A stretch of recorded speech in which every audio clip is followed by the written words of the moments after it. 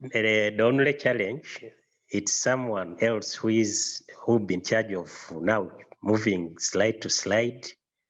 My work will be just to say whatever I'll be seeing on the screen. But Moses, I think you can move to the next slide, which looks at the COVID-19 and the dental practice. According to the different writers, we have Kalandarian and the group. They looked at the COVID-19 virus as being present in the nasopharyngeal and the salivary secretions. And that one is well known to everyone. That's where we find the virus. So in the process, this virus can be spread through respiratory droplets, but also when we have the aerosols. That one we have been knowing. Maybe what I can add on, but even with the normal breathing and talking, we are able to produce some small droplets, by the way. So in the process, this can be transported or can be suspended in space for some hours, where some of us, we may find it in the space, by the way. I think it may be the reason as to why we encourage to put on masks wherever we move, even when you don't see people, or even when you keep social distance, because there is that possibility of finding these viruses within the space. So in dentistry, we realize that there is too much exposure and risk. And in the process, you realize that most of the dental activities or procedures contribute to the generation of some of the droplets or aerosols from patients. Next slide, Moses.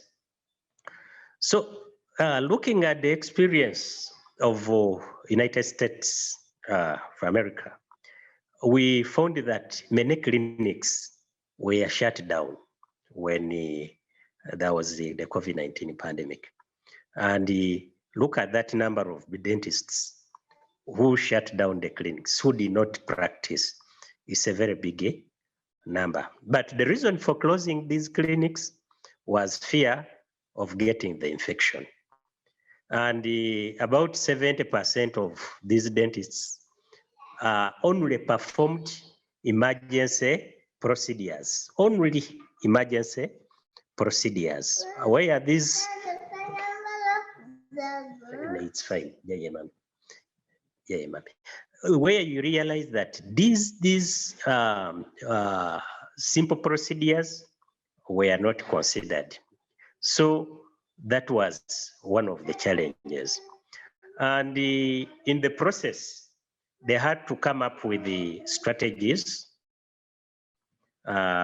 which included reducing the treatment sessions. I've already elaborated on that, by just choosing a few procedures or emergencies to handle. And also the triage for patients was a little strict, whereby the people who were doing that work were very that for dental patients or symptoms that are such that the people who are working on this patient take the necessary precautions. But also the use of PPEs was prioritized. Much as for the private practitioners, it was a little challenge because of the high prices which were experienced during that time. And this contributed to the reduction of the income for most of the dental practitioners. And this didn't affect only the people in US, but similarly it happened to us here, who also were in the private dental practice.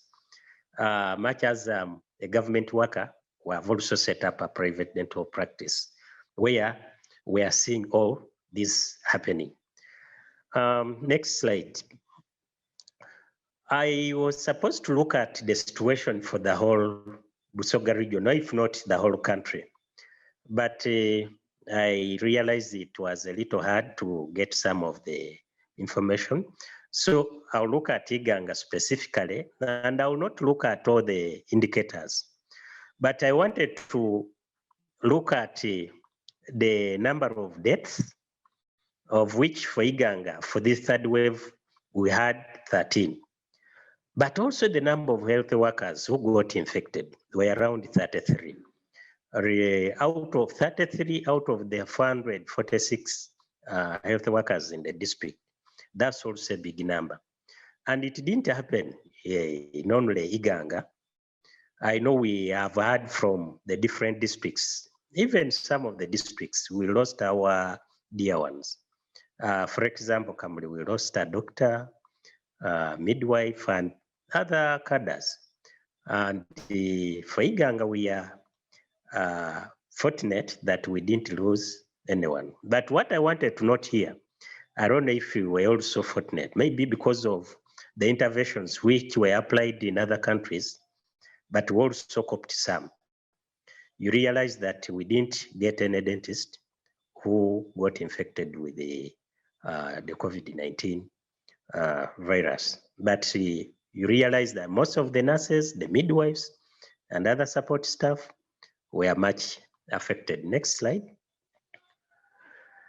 I had to ask myself and to ask some of you who are listening, what's the situation there? What is the situation in your districts? What is the situation in the Busoga region? Are we still observing the SOPs if you moved to our health centers or if we moved to public places? Are this still happening? For health workers, are we still given the PPEs? Or is the government trying its best to see that everything is in place, to see that we protect ourselves? Are we people embracing the vaccination exercise? Remember, we had the first round, and now I think this week we had the second round of vaccination. But also we are supposed to have the routine immunization at our health facilities. Are we doing it in our health facilities? Or do we have some attachments? Are we looking at all people getting immunized? Or we still look at the categories of people? But you realize that with the coming of the JJ for mass vaccination, for example, in Iganga, we have attained at least 84%.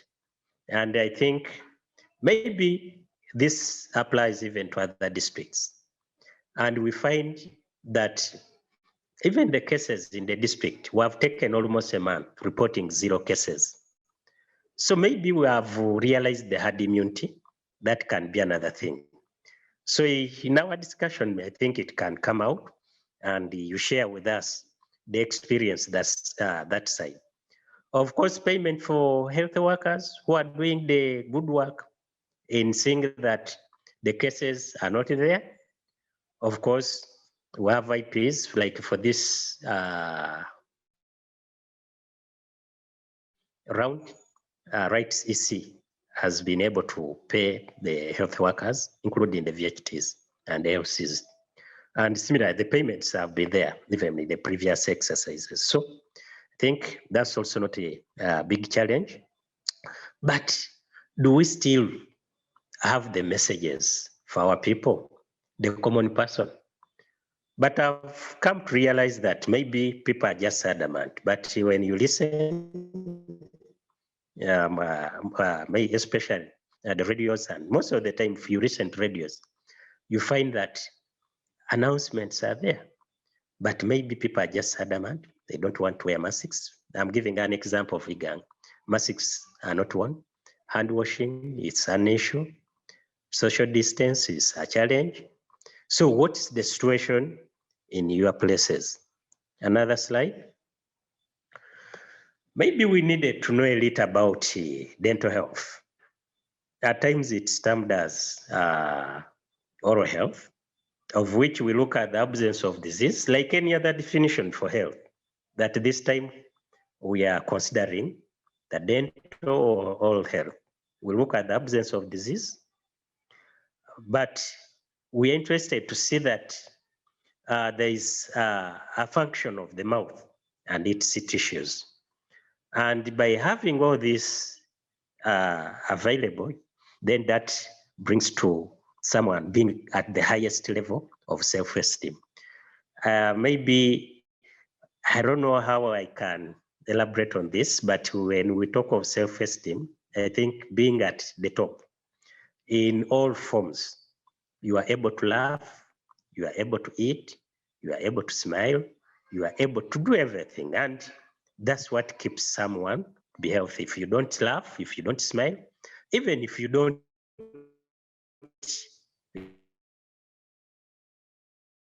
you are not able to grind your food, then you may get other challenges, because you may not get the necessary nutrients in the body if you can't eat.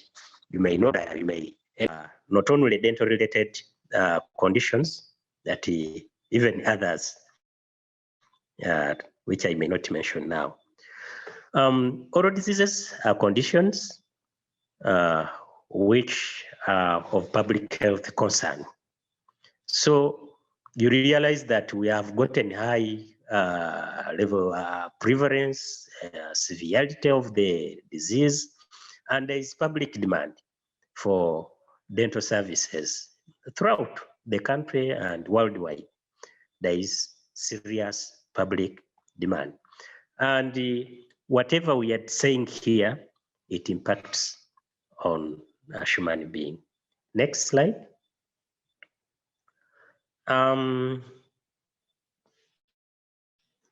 Some of the common dental conditions, we have the dental caries, commonly known as dental decay. At times, some people say it's a hole in a tooth, and this is a common condition. Most of the people are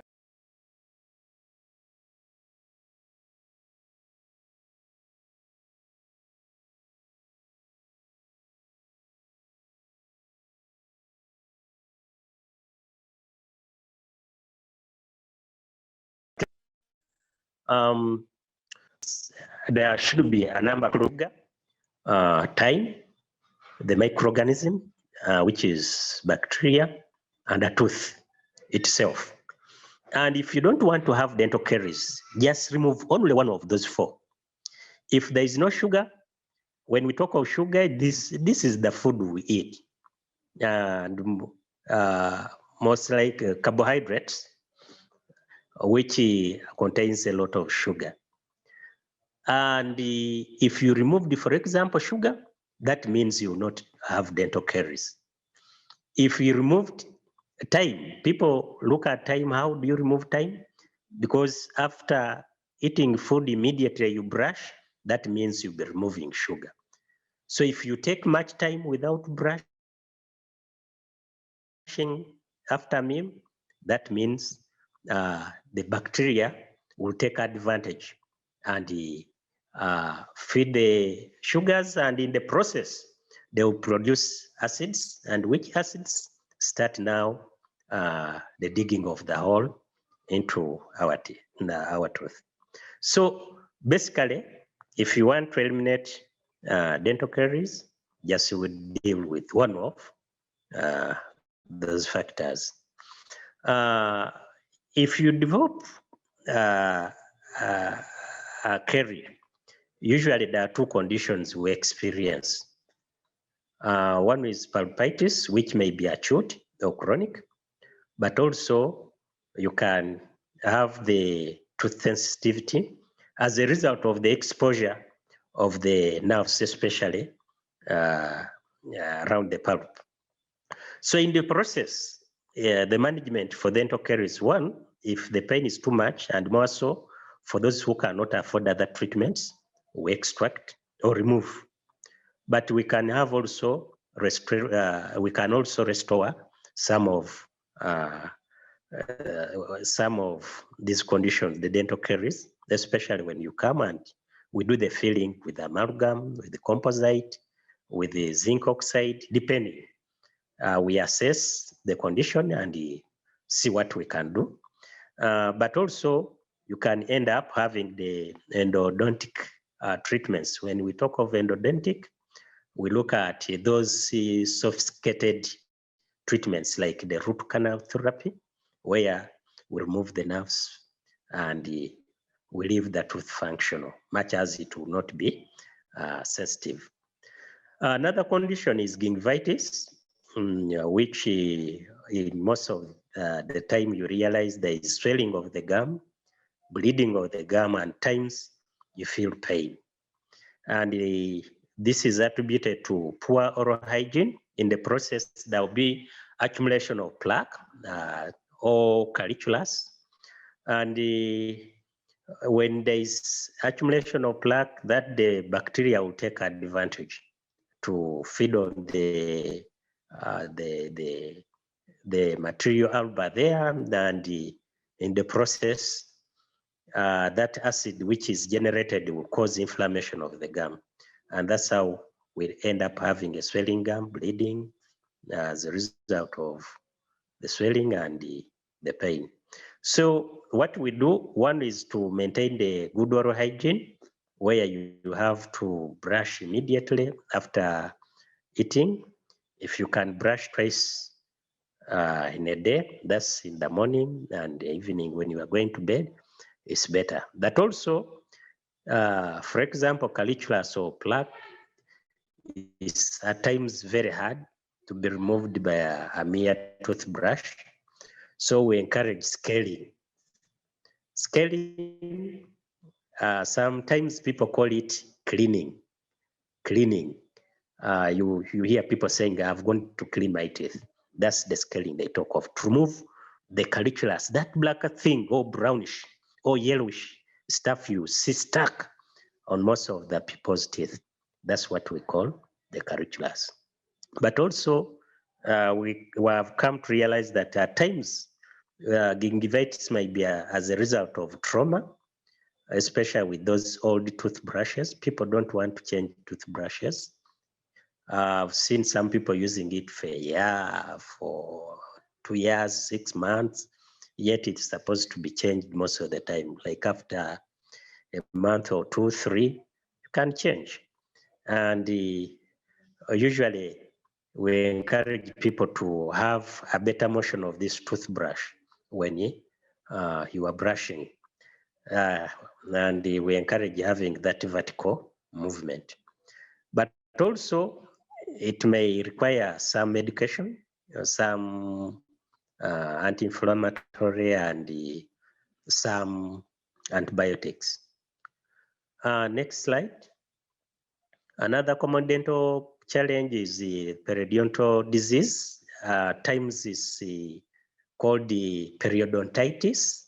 Usually this one is more similar of gingivitis, only that there is destruction of the ligaments and the alveolar bone. So these are the people you find that they have loose teeth. Usually they are shaking, and it's common in the elderly, but also even younger people are experiencing this. And such people, they are at risk of stroke and heart diseases. So we need to be careful with the such conditions. Its management is not far from gingivitis. But we have also gotten challenges. Whatever I'm saying, for sure it happened during the COVID-19 pandemic. We saw many accidents during that time of pandemic. And we as practitioners, we experienced many people with the fractures, dental fractures. When we try to probe these people, we are giving, some of them had the gender-based challenges.